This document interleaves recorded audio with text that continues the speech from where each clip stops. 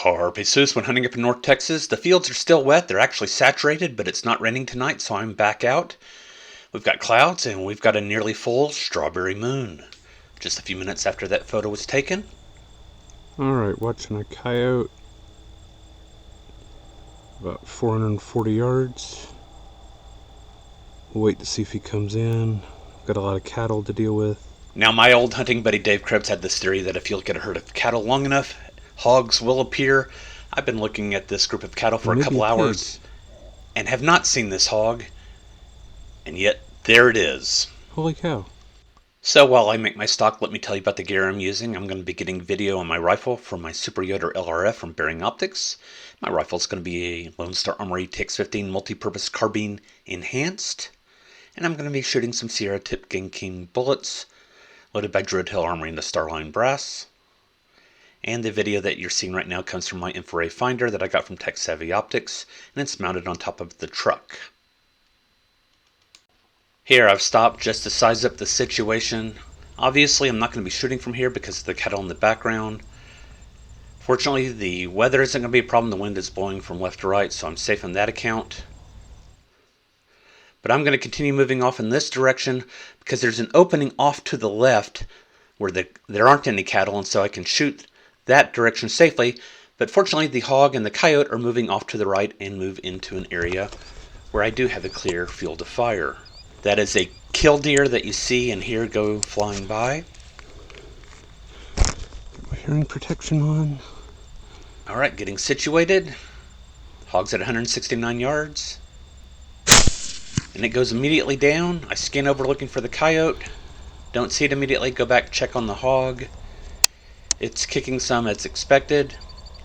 I don't notice it start to raise its head as I pan back to the coyote and find it.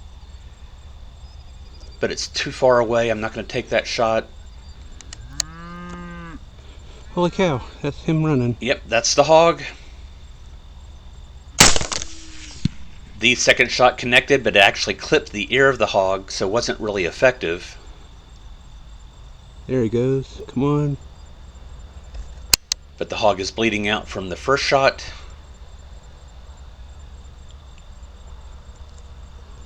And I'm just waiting for him to go down, and there he goes. Now I'm going to be talking about this hog and the next hog on Carpe Analysis Atromedaries number 84. I've said in the past that if you don't shoot the hog through the central nervous system, it's going to run. This hog did run, but it was down. I thought it was a good hit, and it was a little bit low on the neck. It went through one of the carotids. It got up after 11 seconds. It ran 175 yards in 21 seconds at an average speed of about 17 miles an hour. It stopped and eventually collapsed 16 seconds later after a total time of 48 seconds. Fortunately, I was in a well-grazed pasture. Had I been in an overgrown pasture or wooded situation, I could have lost this hog simply because it ran that far. Coming in at 175 pounds, no surprise, this was a boar. Brass Catcher by Tactical Brass Recovery. I initially spied this hog on the neighbor's property from about 1,250 yards away, and I drove the first 800 yards to the property line, where I then got out of the truck, crossed the fence, and so I got there about 480 yards. So this is the view from the truck at this point. And I'm now on the neighbor's property. The hog actually advanced on the deer, and the deer slowly moved away. Alright.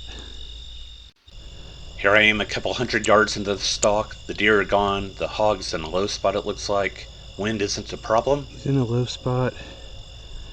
He's going to be over 300 yards away. So I'm going to go ahead and move up some more. And he is moving down into one of the swales. This field is full of swales. They're just low, wide areas.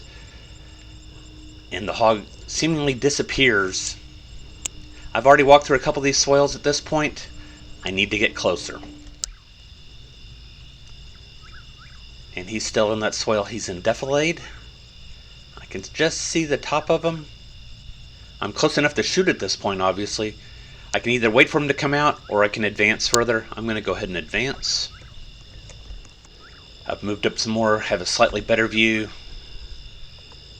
but nothing that's actionable, so I'm going to have to move up some more. Me personally, I don't like getting really close to the hogs before I start shooting. I like to shoot more than 75 yards away. That opportunity is not presenting itself, and I'm going to have to move up again.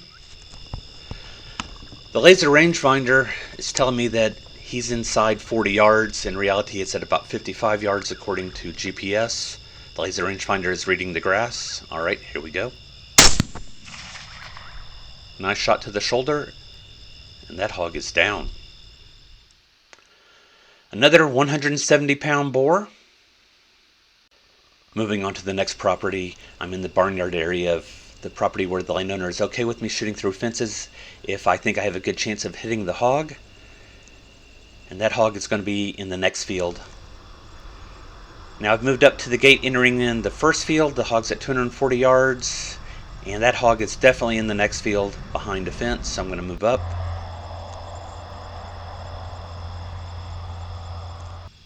Continuing to move up. Winds aren't a problem, blowing from right to left. Going to move up some more. And I'm going to go ahead and take my shot from this position. Just getting settled on my sticks. It's out there at 118 yards. Alright, here we go. Sounds like a solid hit, but he takes off running. I connect with the next shot, and he continues to run. Third shot misses. This was my final hog of the night. He managed to disappear after about 23 seconds. I suspect he got down into the creek system. Maybe next time.